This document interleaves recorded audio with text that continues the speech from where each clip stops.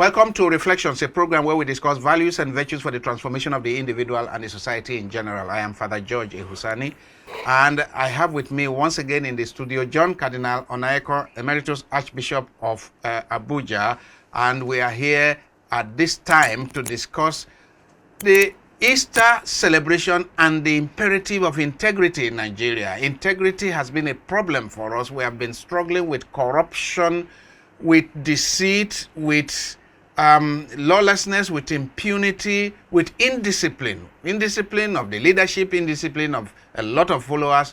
And yet these are Muslims and Christians. These are people who say we believe in God.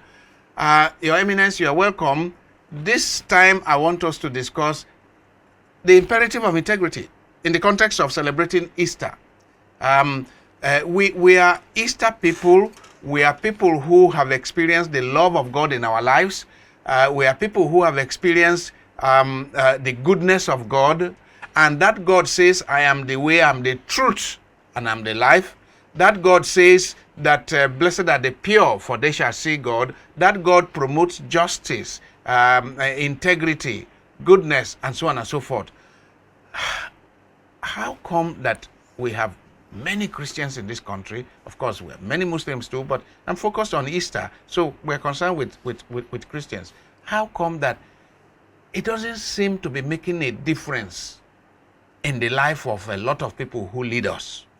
And like we said before we began this program, that there are people who will not steal from their neighbor, but they have no qualms taking half of the budget of their state and putting in their pocket.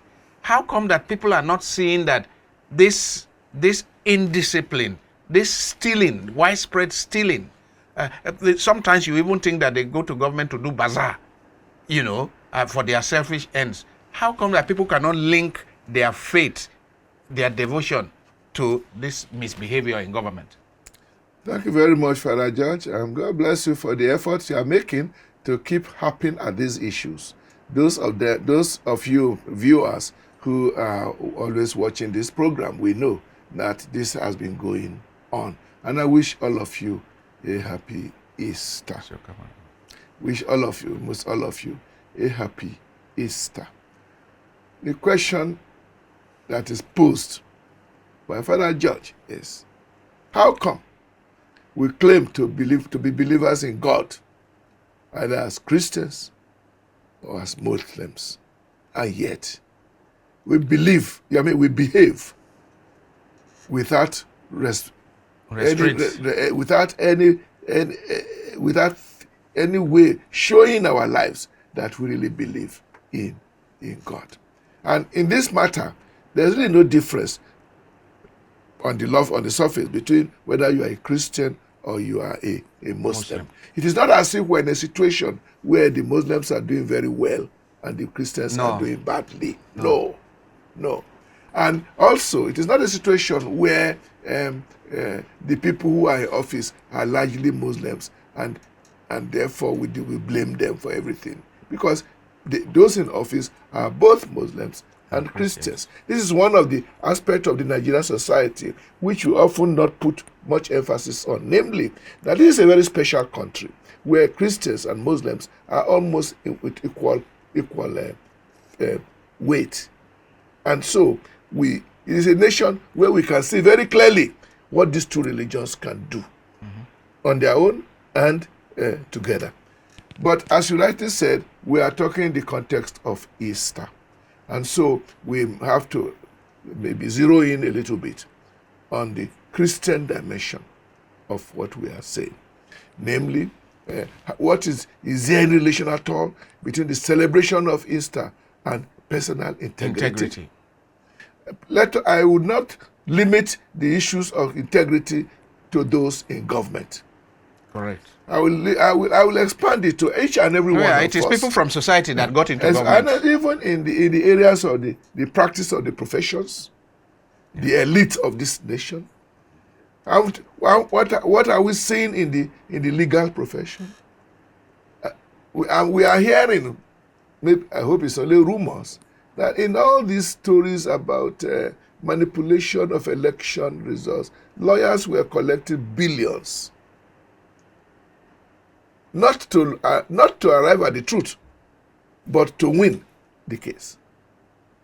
In other words, when you separate truth from what? Personal interest. Yes, the sky is the limit. It brings us back, and here we are talking not just about Christians, but even we who are Catholics. We have the Catholic social doctrine, which clearly explains what politics should be all about. That politics should be a forum where people who feel they are competent and they have the feeling of wanting to serve the people will move into politics in order to serve the people. And the major text says, not minding their own personal interests. Yes.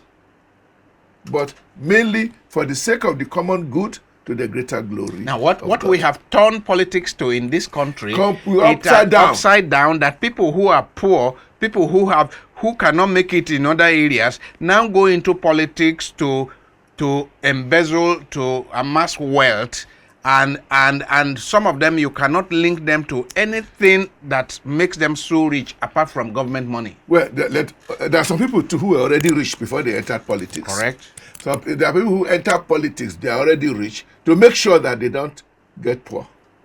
Okay. To consolidate on their riches. Precisely. To make sure that in the corridors of power where nobody is going to mess them up, they enter politics for that purpose. It still boils down to the same thing, that there are people who enter politics for selfish reasons, not for the sake of serving the people. Yeah. If that is the case, we are not surprised, therefore, that there are people in politics who don't care too much about what is happening with the poor people in the village.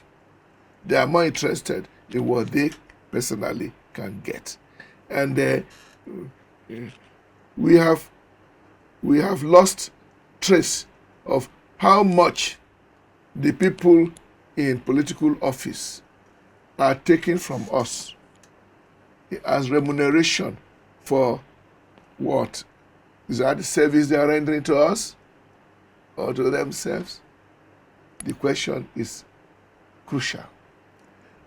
Normally, the people, the citizens, are supposed to be the ones to determine. They are supposed to be the paymasters. We are the paymasters. It's our money they are spending. And we have reached a situation where we are not even keeping track anymore. We don't know, yeah. We are not keeping track anymore. Once in a while, we hear a few things that somebody has gotten too much, or that they have voted 160 million naira for vehicle, for the whole lot of them, and it all adds up to almost 1 trillion naira, just for the convenience of people who already have 2 or 3 cars. Yes. And all this is happening because politics is not seen as a forum for service of the common good. And why is it like that in Nigeria? That's the because question. There are countries where politics is really serious about the common good. Serious business about the common good. And it's such that if you are not for the common good, you will survive in politics. How come we have arrived at this? There is the story of Singapore, where the founding father, Lee Kuan Yew and his team, where they resolved that they will be wearing white dress all the time. And what that meant was impeccability, transparency, and so on and so forth. And if a man was caught, this is in his book, if a man was caught to be unfaithful to his wife, he lost his job as a cabinet person. Because they took integrity seriously. Not to talk of one minister who was sponsored who went on a holiday, and it was discovered that the holiday was paid for by a government contractor. Immediately he left. He lost his job. Yes. And he said that the best way to ensure that the society is not corrupt is to begin from the top. From the top. We begin from the top. Now, in this country, we keep hearing of big people, big sums of money, hundreds of billions. Then we hear the rumor, or maybe it's actually reported, investigated and reported. Then it just dies down. There is the we often hear people sarcastically asking, all this church and mosque. Today now, right now we are in Ramadan. Yes. As we are talking now, there is a Ramadan lecture going on. All these religious celebrations. To what effect? What is the point? Is there any point at all? What it does mean is that the religious practices on their own cannot enforce integrity. No, we can't enforce. We don't have the prerogative to enforce. The religious people can come to church even very regularly. If they can't come, maybe their wife comes on their behalf. They may be even generous, even though this generosity of rich people and rich politicians to the church is very relative. What is how much is generous when it's somebody has stolen billions? All these things makes us wonder. Does it make any sense at all? And I would say, if we are going to judge the validity of church worship on the basis of how those who come to church behave, then you got it wrong. Because the worship in the church only gives you what to do, how to behave, but it does not enforce. And the government has the instrument for enforcement. That's the next point. And clearly, there are those whose duty it is to enforce integrity. There are those whose duty it is to enforce integrity, and unfortunately, becomes a double jeopardy if those who are to enforce integrity are the ones who are themselves the most corrupt. This becomes it's a tragedy. It's a tragedy. It's just as it becomes horrible when those who are supposed to enforce security are themselves involved. The ones involved in insecurity. And if such a thing happens, the question is, how do we break this vicious circle? How do we break it? If we are lucky, God might bring out a good person in politics with a strong mind in this regard, who manages to get through the cesspool of corruption, to become a leader, and becomes a leader, and starts to insist on the kind of thing you are saying the man in Singapore insisted upon, that you will not be in my parliament, will not be in my cabinet if you are extorting money from anybody. And you will not remain, you will make a law that no National Assembly member should go around extorting money from any ministry or any department or whatever, under the guise of legislative oversight. Yeah. These things should come into the law. But for that kind of thing to come into the law, you must have a strong leadership that wants it to go that way. Why are we having problem in dealing with the contradictions, the lacunae in our constitution, even in our electoral law? For me, it is because what you and I see as contradictions and lacunae which should be cleaned up is what they exploit. That's what they have been using. Yes. And they realize if we remove these things, then we have no way to continue to manipulate the system. And if we are waiting for them to be the ones to know, according to the Constitution itself says it is the National Assembly that was to spearhead the review of the Constitution.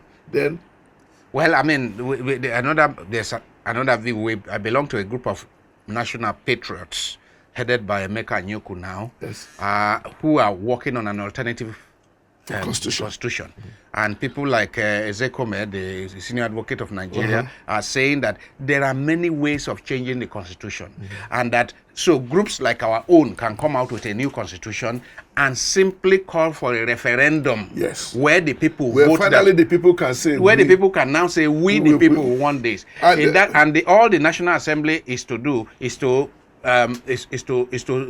superintend that process. Finish. That is, if the National Assembly will agree to superimpose that process.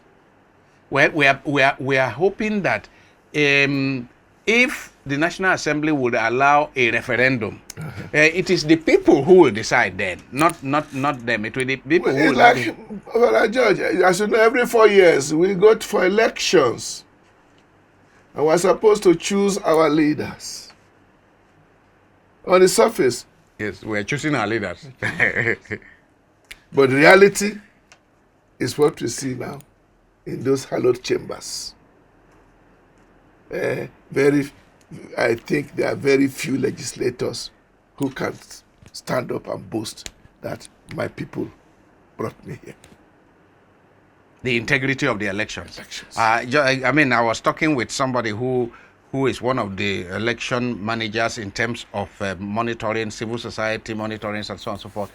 And what he said is very sad. That is to say that whereas the laws, he said the 2022 electoral law is one of the best we have ever had. However, the politicians and their lawyers, I must say, have found a way of going around this. And ensuring that the will of the people does not prevail. It's frustrated. And so that's which is why I said at that conference we had a few weeks ago, where I said, whatever, even if you had the best blueprint in terms of system, if you have crooked human beings, you can't have a good society. And you see, if, as you know, our electoral process is such that it has built into itself a kind of inbreeding. Because at the end of the day, by the time we are called out to come and vote, 90% of the decision has already been taken by some people. Because you are you are presented with two candidates. You are presented with those. The two, you might not have been interested in any of the two. The people who have passed through this whole system. Those who have tried to go into politics will tell you the story of their woes. How, with all good intentions, because they are not able to dance according to certain rules of the political game, they never emerge. They never emerge. They can't emerge. They can't emerge to the primaries. And if you can't pass through the primaries, of course they are not going anywhere. You can't be a candidate. I mean, we know what happened at the end of 2022 when they were having all those primaries. In Abuja here, it was a bazaar. In any of the parties, it was a bazaar. Yes. And it is part of what brought down the dollars. Really, I mean, the value of the naira, because the bazaar was being done in dollars, as we are told. So it means the positions went to the highest bidder. Not necessarily the best person, but the person who had cash. We know, for example, and it was obviously stated there, you are coming to think about the primaries for the presidency, and the delegates were supposed to come from the states. Yes. Well, a governor of a particular state is the one that has made sure he was the one who recruited. So, and that's not democratic. He is the one who recruited all those who were coming to vote here in the primaries. And in actual fact, we saw him after he'd made up his mind to vote for one party. He himself was a candidate. And he stood up, picked up the microphone, all of you from my state, you have to vote for this man. This other person now. And they all like sheep. Oh, they did. They all like sheep because they have collected their money. Yes. So they didn't come to Abuja to vote for anybody based on any principles. No. Now that and that was the only one case that we saw, and I'm sure there are others who were like that, even though they didn't come out so blatantly like this particular gentleman, who is still very much in the center of things today. Now, so even any review of the electoral law that does not hit at the present system of political parties. That's the leadership recruitment process. Yes. How people, but also we must encourage more and more of our Nigerians to actually join political parties, Yeah, so that it is not just these professional And politicians. start by reviewing the political party systems. Yes. Even though like you rightly said, the laws guiding political parties are not as bad as they are, but they are never really followed. They are never really followed. We have been hearing constant complaints about lack of internal democracy within the political parties. Now, let me cut you short there and say, you know what happened last year? Till today, when I think about it, it's kind of a moral outrage for me, where the electoral governing body will literally swear to us that they will use this system, Beavers and this IREF system, and that the results will be electronically transmitted, and we can trust them. and that they kept promising. 3 days to the national election, the people heard rumors that they intend to jettison it. They came out and said, no, we'll do this. Then when the whole election was over and people said, you didn't follow what you said, they said, no, it's not in the law. And I'm asking myself, are these Christians? Are these Muslims? What is the value of your word? What is the value of your word? You mean your word to Nigerians, your word at Chatham House, to the international community, your word to the media? You mean your word means nothing? Are we only manipulating law? Does election does not involve morality, no ethics? I was shocked. Well, that is the conclusion, obviously, that there is no such thing as morality and ethics. And we are talking of integrity. Yes. Integrity means honesty. Honesty. Integrity means your word is your bond. But as you know, right now, for most Nigerians, if somebody tells lies, they will say, oh, it's politics. We've reached a stage where politicians are not so expected to tell the truth. And whatever they say, you say, wait a minute, let's see whether they mean it or not. But on account of that, as I said 2 weeks ago, on account of that, see where we are as a country now. We are in a mess. The lack of integrity has consequences. Yes. When when we were still shouting about the last elections, I was quoted somewhere to say that we who are shouting about the election being properly done or not being properly done, we are not politicians, and we are not worried because we are not angry because we have preferred candidates that did not win. Say no. We are concerned about the process. We'll be concerned because when the process is wrong, it goes with consequence, and the people suffer the consequence. Yes. Now, there is no doubt that Nigeria is going through terrible times. We are suffering the consequences. Of course, those who read the election may not be prepared to link what is happening now to the crimes that they committed. I never fail to link it, to say, look, they say that righteousness exalts a nation, but that a nation goes down. Every effort is being made to whitewash everything, grandstanding, attending all possible international conferences. But the reality?